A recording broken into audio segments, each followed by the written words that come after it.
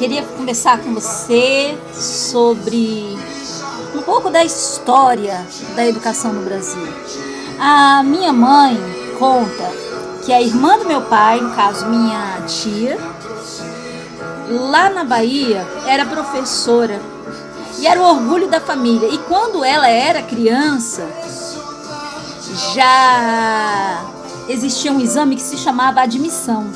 E que essa tia tinha se tornado professora porque ela tinha terminado o 4º ano, tinha feito admissão, então lá na Bahia era permitido que ela fosse professora. Agora imagine só você, uma pessoa tornar-se professora assim que terminasse a 4ª série, né? Então assim, mudou um pouquinho, né? Ou muito.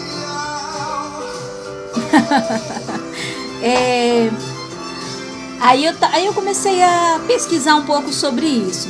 Depois eu me lembro de que quando eu era criança tinha uma colega minha um pouco mais velha do que eu, que no caso era amiga da Nil, minha irmã, a Jaqueline. Ela fez magistério. Nossa, top das galáxias. Só que ela fez magistério muito próximo à mudança de uma lei que que mudou, que fez mudanças, e aí mesmo com o curso, com o diploma, ela não conseguiu exercer a função, porque a mudança veio muito próxima, né? Mas se ela tivesse se inteirado um pouco das leis, ela poderia ter investido o tempo dela, em vez de estudar lá no Cefam, ela teria estudado outro. Então isso é uma coisa que vale a pena conhecer, porque pense, você hoje, sabendo que que dentro da LDB está escrito 10%, que um bom percentual dos professores em sala de aula deverão ter pós-graduação. Isso acaba colocando um ano a mais para todo aquele que está fazendo pedagogia, porque essa estatística faz parte do plano. Então, para você que vai prestar concurso público, dê uma olhada. Olha só, vamos navegar um pouquinho na história, né? Lembra que quando o Brasil era império, lembra de Dom Pedro? Dom Pedro ele fez uma constituição, a Constituição Imperial, e nessa Constituição estava descrito que haveria sistema de educação aqui no Brasil. Então, em 15 de outubro de deixa eu ver se eu anotei aqui, 1827, saiu era o que hoje nós chamaríamos de lei de diretrizes e bases da educação, mas talvez ela não tivesse esse nome, talvez ela se chamasse outro, mas era exatamente a lei que descrevia como seria, onde seria, a lei que regulamenta a educação no Brasil. E lá, nessa época, foi quando os jesuítas, pouco antes, depois de investir um bom tempo e muito na educação aqui no Brasil, eles tinham sido mandados embora daqui do Brasil, tinham sido expulsos, na verdade, né? E aí, o que o Estado ganhou com isso? O Estado ficou com as posses de todos os jesuítas, os prédios, né? Eu estudei em uma escola que fica de frente, na escola Maria Ortiz, ela fica de frente para o Palácio Anchieta. O Palácio Anchieta hoje se chama Palácio, mas no passado ele era uma escola só para homens, geralmente pessoas de bem na sociedade, né? Pessoas que estariam, que eram fidalgos, nobres, pessoas assim de alguma dentro da sociedade. Ali as crianças estudavam com os jesuítas. Teve uma pessoa que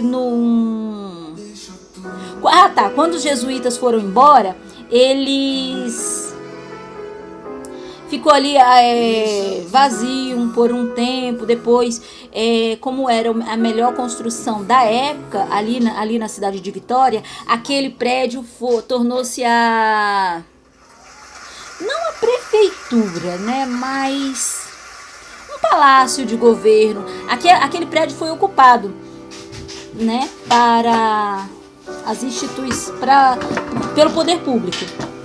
E aí, quando estava previsto a chegada da família real aqui no Brasil, gastou-se muito dinheiro para fazer aquela simples construção com as paredes. Eu estive lá. Pense na espessura das paredes. Aquele prédio foi construído com mão de obra indígena.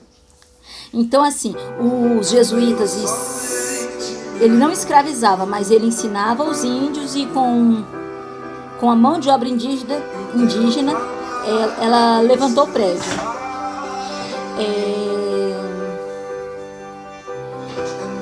Voltando lá para a história do Brasil, que eu acabo sempre saindo.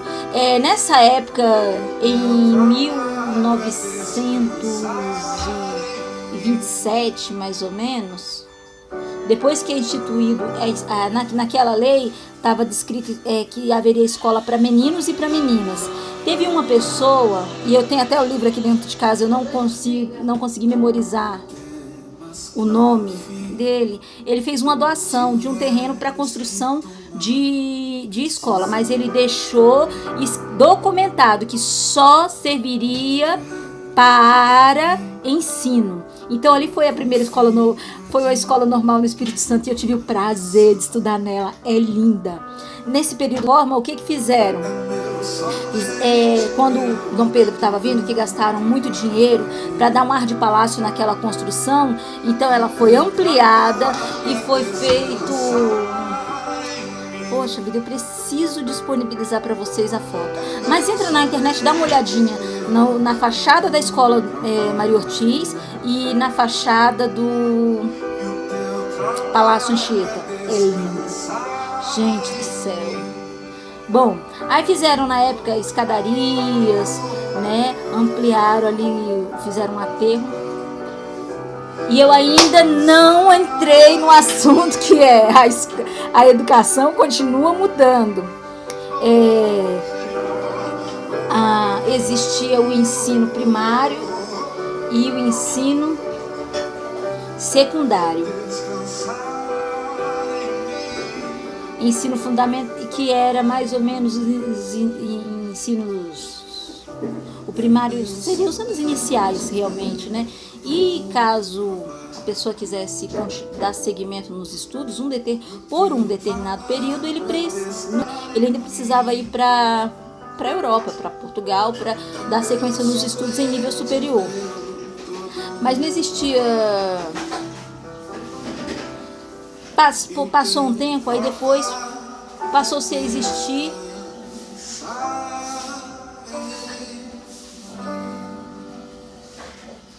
o ginásio, né? Que hoje é o fundamental e os anos finais. Depois disso a pessoa fazia o colégio. O colégio seria o ensino médio. E depois daria sequência no ensino superior. Então, no decorrer do tempo, a educação ela não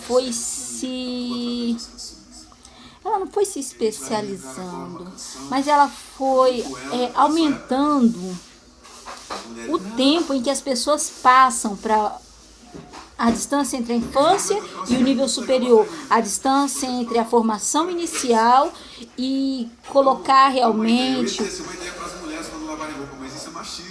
o início no nível superior. E o nível superior ele acabou ficando Hoje, cada vez mais existe mais e mais estudos. Então, assim, daqui a uns anos a gente vai começar a estudar quando é bebê e vai se e o diploma vai ser mais de 20, mais de 30 anos depois, né? Tô brincando, não chega